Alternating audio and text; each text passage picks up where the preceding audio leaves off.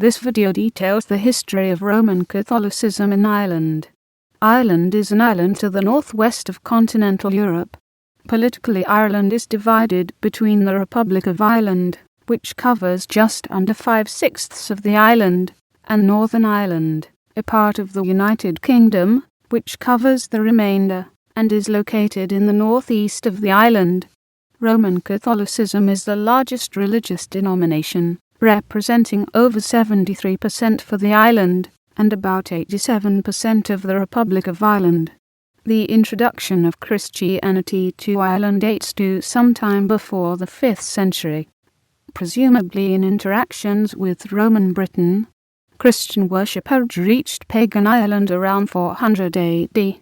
It is often misstated that St. Patrick brought the faith to Ireland, but it was already present on the island before Patrick arrived. Monasteries were built for monks who wanted permanent communion with God. The lengths they went to for tranquility are evident from the monastery of Skellig Michael. Via Aidan, Christianity spread among the Picts and Northumbrians.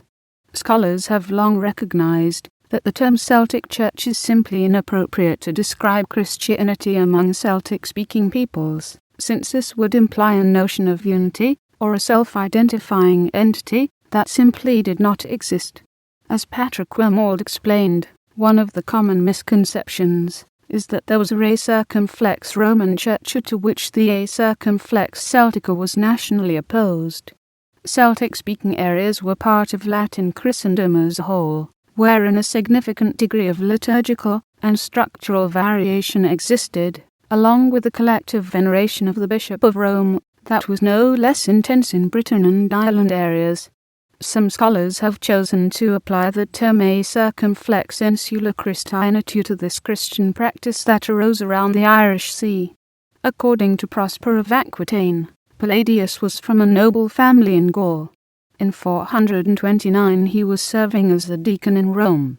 The Pope commissioned him to send Germanus, Bishop of Auxerre, to investigate rumours of Pelagianism in Britain. In 431, Pope Celestine I consecrated Palladius a bishop, and sent him to minister to the Scots believing in Christ. His mission mainly seems to have been to Irish Christians in the East Midlands, Leinster, and perhaps East Munster. It is uncertain if he converted any Irish. What little is known of his mission appears to have been successful, though it was later downplayed by partisans of Patrick. St. Patrick's dates are uncertain. All that can be said is that he was alive sometime in the 5th century, and was a missionary bishop, rather than ministering to Christians. His areas appear to have been Ulster and North Connacht, but very little can be said with certainty about him. Later tradition from the 7th century onwards are known to be unreliable. Monastic establishments arose in the 6th century, such as Clonard, founded by St. Finian, Clonfert by St. Brendan, Bangor by St. Comgall, Clonmacnoise by St. Gyron, Killarney by St. Enda, and, in the 7th century, Lismore by St. Carthage and Glendalough by St. Kevin. In 563 St. Columba, a native of Donegal, accompanied by a few companions, crossed the sea to Caledonia, and founded a monastery on the desolate island of Iona. Monastic schools in Ireland became centres of excellence for peoples from all over Europe.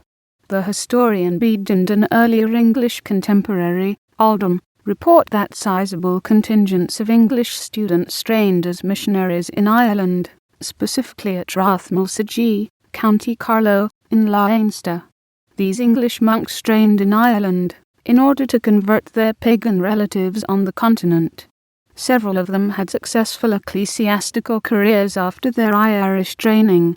Bede and Oldham, being clerics, emphasized religious training, but both confirm that secular subjects were also taught at Irish monastic schools.